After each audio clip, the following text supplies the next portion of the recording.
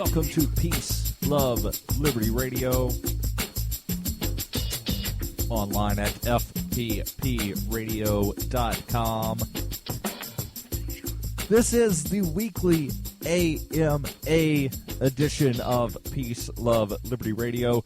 There's only one question this week, and I'm cheating a little bit because this was not a question that was directly asked of me, but it's a question that I saw on Facebook, and there was a fairly lengthy discussion about.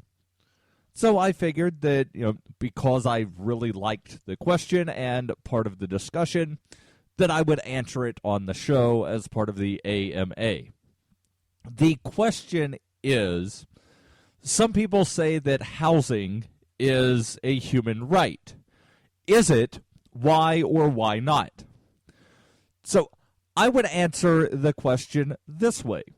It depends on how you define human right.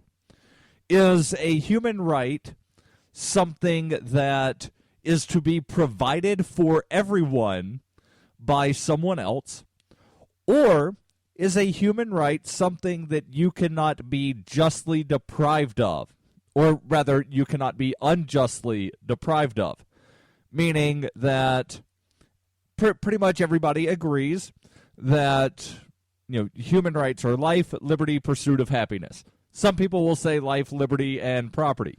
So let's just assume that human rights are life, liberty, property. Housing, therefore, would be property. If we say that human rights are life, liberty, and pursuit of happiness, then, okay, let's expand from there. I have a right, based on life, liberty, and pursuit of happiness, I have a right to live. I have a right to pursue happiness. Living in a dwelling makes me happy. So it could be argued that based on that housing is a human right. Now, there are other people that they want to define and expand human rights to be something that must be provided to them by someone else. And I blatantly reject that definition of rights. And I reject that definition of human rights because it is not incumbent upon anyone to provide you with food. You certainly have a right to eat, but no one has a right to provide you with food, or no one rather has an obligation to provide you with food. You have a right to be educated, but no one is required to provide you an education at their expense. You have a right to get medical care, but it is not incumbent upon anyone to provide that service to you free of charge. So that's sort of the disconnect that some people have between what is a right and what is an obligation of society. And there's an organization that I created a couple of years ago called Individuals Without Borders. And I came up with the Declaration of Rights for the organization. And I would really love to see this grow and expand from something other than basically an idea and a Facebook page to an entity that can help stateless people or help people become stateless. And so let me just real quick read off the Declaration of Rights from the Individuals Without Borders. Number 1, all human beings are born free and equal in dignity and rights. They are endowed with reason and conscience and should act towards one another in a spirit of brotherhood. Now, I don't think anybody can disagree with that statement. Number 2, everyone has the right to freedom of thought, conscience, and religion. This right includes freedom to change his religion or belief, and freedom, either alone or in community with others, and in the public or private, to manifest his religion or belief in teaching, practice, worship, and observance. That also means that you have the right to not have a belief. And you have a right to not believe anything if that's what you so choose. Number 3, equality of rights under the law shall not be denied or abridged on account of race, creed, color, sex, language, religion, political or other opinion, national or social origin, property, birth, or other status. Number 4, all human beings have certain natural, essential, and inherent rights, among them which are the enjoying and defending life and liberty, acquiring, possessing, and protecting property, and, in a word, of seeking and obtaining happiness. No one shall be arbitrarily deprived of his or her property. Number 5, the doctrine of non-resistance against arbitrary power and oppression is absurd, slavish, and destructive of the good and happiness of mankind. Number 6, no one shall be subjected to arbitrary interference with his privacy, family, home, or correspondence, nor to unjust attacks upon his honor and reputation, and everyone has the right to protection of the law against such interference or attacks. Now, there are some people that might look at this and misinterpret and say that, well, no one has a right to a good reputation. And I would agree, but I would say that if someone is unjustly attacking the character of someone, that they have definitely caused a tort. Now, there's a difference between a tort and a crime. A crime is something that would require you to, actually go to jail, whereas a tort is something that would basically, be to where you have done something to unjustly harm someone in some... There's a way that you can't calculate it, if that makes any sense. So if I were to say that Barack Obama is a thief, then, whether or not you want to say, well, he receives government money, so therefore that makes him the same as a thief. Well, no, he receives stolen property. But I don't think that you could actually say, because there isn't actual proof that Barack Obama has committed theft. So I would have committed a tort against Barack Obama. If I were to say that Barack Obama is a murderer, then I could argue that I have not made a false statement and that I have not created a tort or caused a tort against Barack Obama. The reason being that he is ordering people to commit murder. Now, arguably, the people that are actually pulling the triggers or pushing the buttons that drop the bombs, they're the ones actually doing the act, but they would not be doing so without the orders coming from Barack Obama. There's more when we come back, including the remaining Declaration of Rights from the Individuals Without Borders when we come back on Peace, Love, Liberty Radio, online at fppradio.com.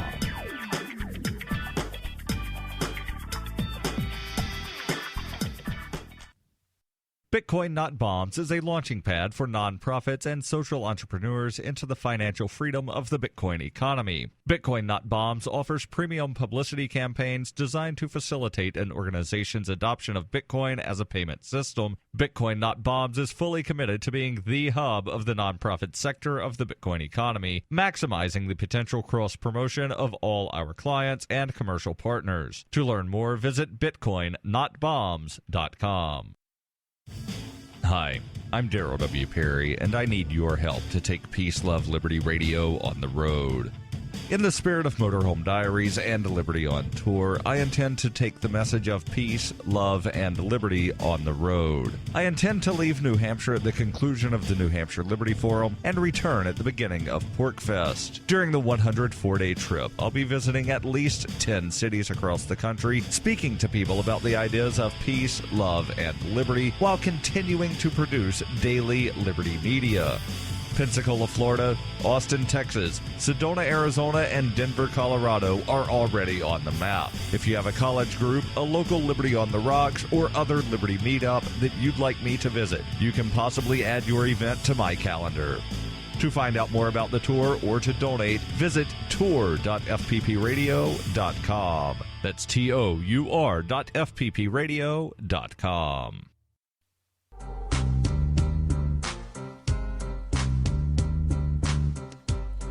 Welcome back to Peace, Love, Liberty Radio, online at fppradio.com.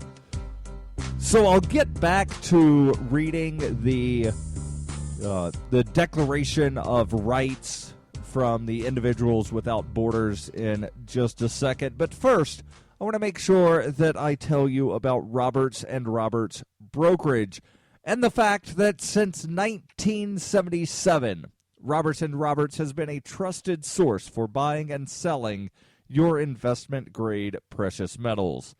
They also take Bitcoin for precious metals purchases and have permanently removed the minimum purchase amount for all orders paid in Bitcoin. Call Roberts & Roberts Brokerage today for knowledgeable advice on investing and a forward-thinking approach to new technologies. 850-478-5270 or online at rrbi.co. So back to the list here of the human rights, or actually the Declaration of Rights from Individuals Without Borders. Number 7, all human beings have the right to freedom of movement and to domicile. Now, that's a word that some people have never really heard, domicile. And the reason that a lot of people don't hear the word is because it's kind of a legal term that's not really a legal term, if that makes sense.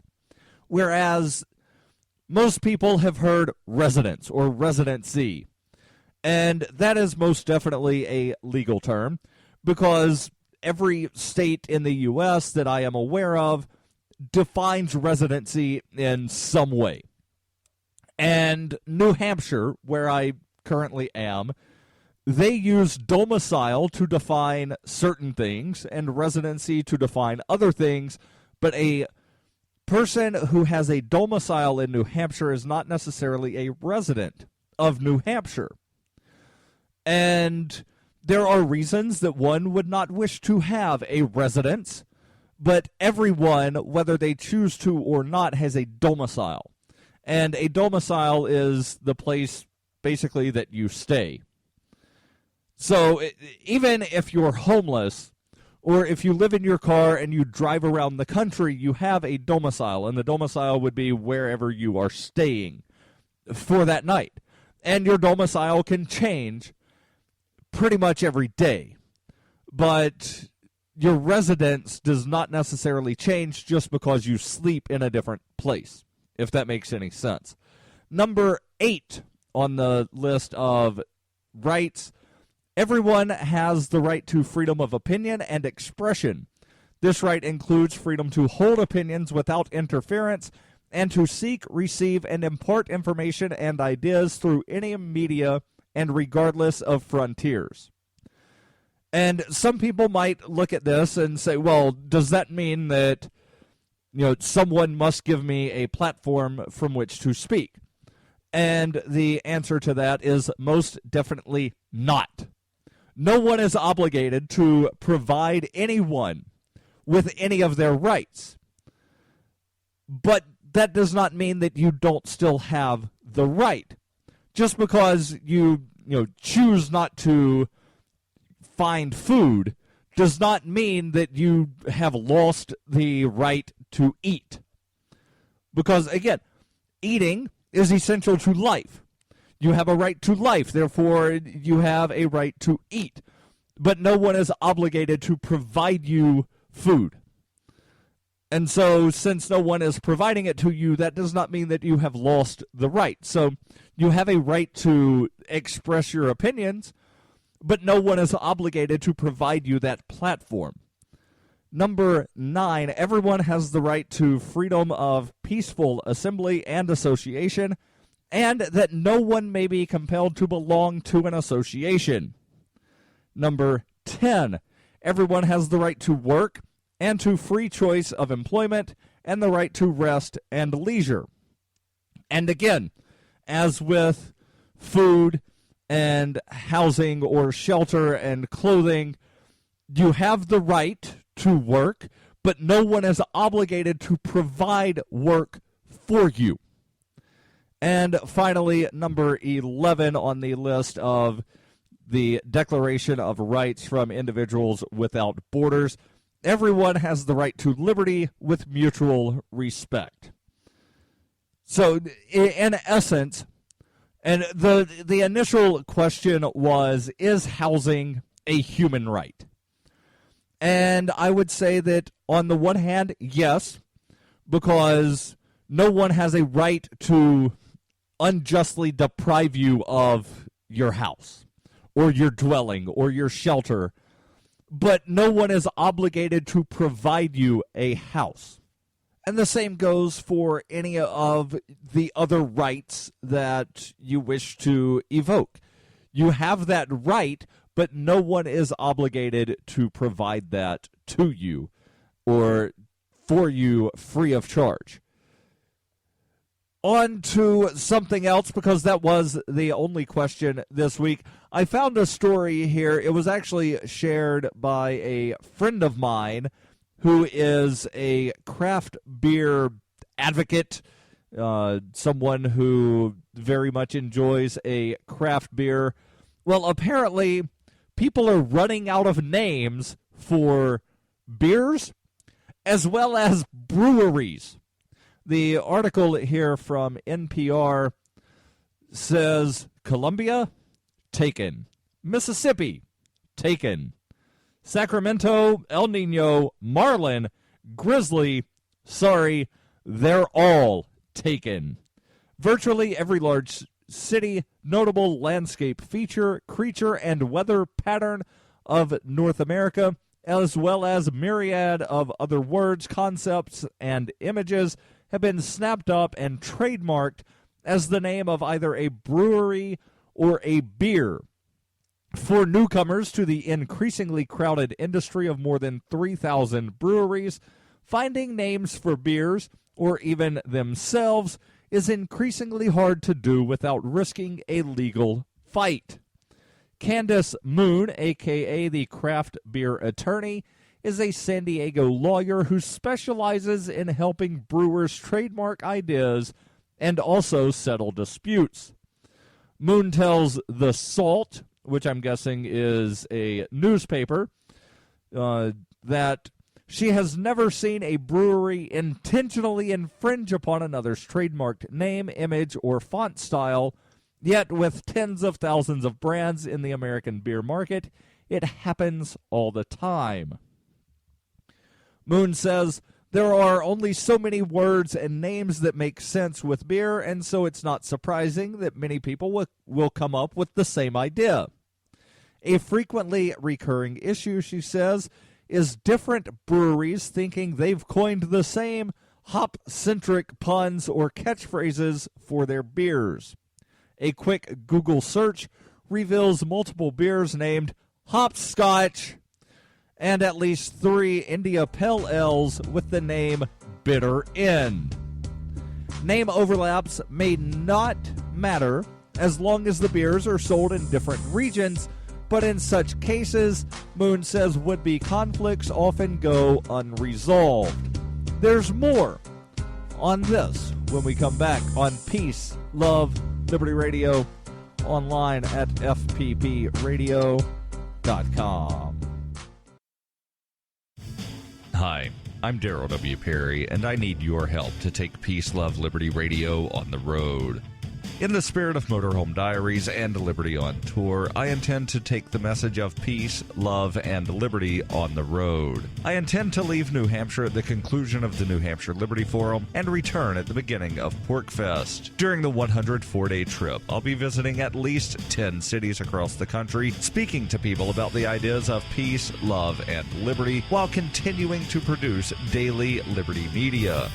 Pensacola, Florida, Austin, Texas, Sedona, Arizona, and Denver, Colorado are already on the map. If you have a college group, a local Liberty on the Rocks, or other Liberty meetup that you'd like me to visit, you can possibly add your event to my calendar. To find out more about the tour or to donate, visit tour.fppradio.com. That's tour.fppradio.com. ExpressCoin is the best choice for buying Bitcoin, Litecoin, Dogecoin, and more. ExpressCoin prides themselves on their customer service, so much so that the back end on the website should allow them to be even more focused on your needs. Get your cryptocurrencies with money order, check, wire transfer, or cash deposit. Get started at expresscoin.fppradio.com. That's expresscoin.fppradio.com.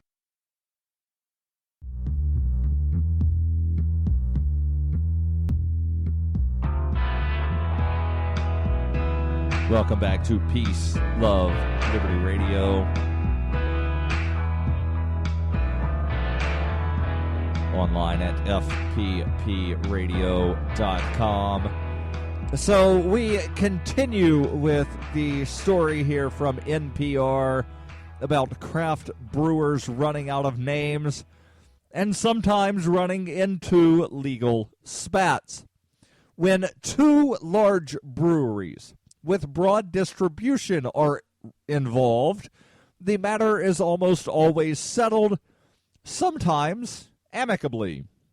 For example, when the brewers at Avery in Colorado and Russian River in California discovered they each had a beer named Salvation, they met at an annual Colorado Beer Festival to talk it out. Vinny Salerzo, a co-owner and brewmaster of Russian River Brewing, said that neither he nor Adam Avery knew who had coined the name first, nor were they particularly worried about it. Still, they took the opportunity to come to a clever compromise. They combined their beers in a blend and named it Collaboration, Not Litigation. Other cases get ugly, and this is one of the problems, and this definitely highlights one of the problems of current copyright and trademark laws. In July 2013, Lagunitas Brewing Company's owner, Tony Maggi, received a cease and desist order from Sweetwater Brewing Company in Atlanta, demanding that the Northern California brewing giant stop using the code 420 in the cryptic artwork and messaging found on many Lagunitas beer bottles. Since the 1990s, Sweetwater had made a beer called 420 Extra Pale Ale. Maggie, who responded to the demand with a volley of Twitter jabs at Sweetwater, quickly agreed to the demand, saying, "I decided you want to own 420? Fine, you can have it." Adding, "It's true, they legitimately own it." Now, I would disagree with him on one part. I agree on the first. If somebody's going to say, we're going to take you to court unless you do this, if you really don't care that much, let it drop. But he says they legitimately own it, and I disagree. I don't think that anyone legitimately owns any number. No one can say, I own the number 1. I was the first person in the world to come up with the idea of the number 1. Because that's a lie. No one alive right now came up with the idea, the concept of the number 1. The same can be said of the number 420. Now, applying that as sort of the slang for cannabis, It's arguable if someone that's alive right now came up with that, but even then, they could not legitimately. Now, in the eyes of government, they could, because let's just look. Amazon recently patented the concept, or trademarked, I forget which one, the concept of taking a photograph with a white background. Someone at the U.S. Patent Office, or actually the Patent and Trademark Office, looked over this application and said, yep, Amazon was the first entity to ever take a photograph with a white background. They own this now. And that's absolutely absurd. The people at Sweetwater Brewing Company in Atlanta, Georgia, did not create the number 420, so therefore they cannot legitimately own the number 420. They can legally own it because, there's some government person that says, yep, they own it. But that doesn't make it right, nor does it make it legitimate. The article here continues. It says, McGee admitted he has called out others, like Knee Deep Brewing Company, when they have printed IPA labels too similar to his own.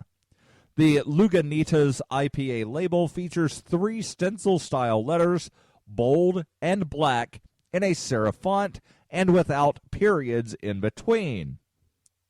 He explains, it's not that we trademarked the alphabet, but we trademarked the arch representation of those letters.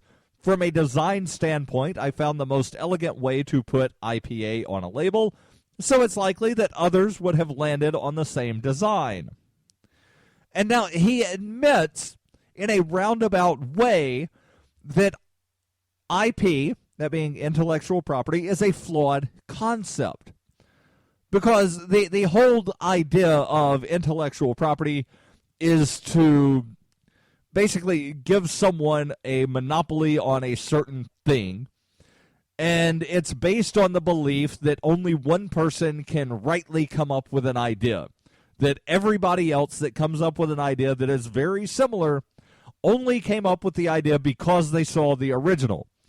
He admits that it's likely that other people would have came up with the same design, i.e. the same idea.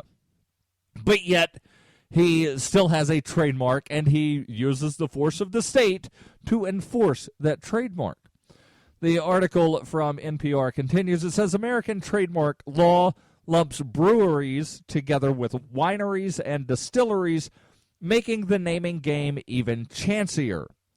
A widely circulating rumor has it that Yellowtail Wines of Australia, Yellowtail being 2 words, came after Ballast Point Brewing Company in San Diego for naming a beer Yellowtail 1 word.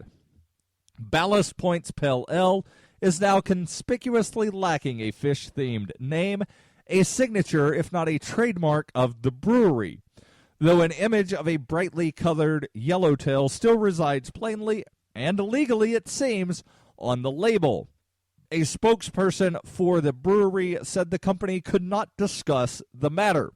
And generally, when someone says, I cannot discuss this, that means that it's in court.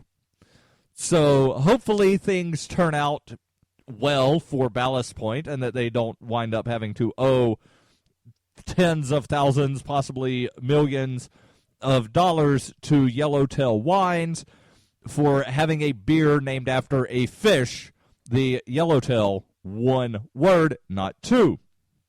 The article continues. It says, even imagery can be trademarked and protected in court.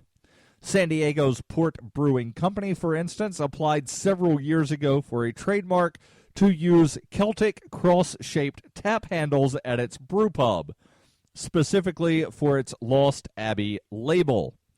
When Port, which first installed its stylized tap handles in 2008, discovered that Moylan's Brewery and Restaurant near San Francisco was serving beer with similar handles, Port sued Moylan's.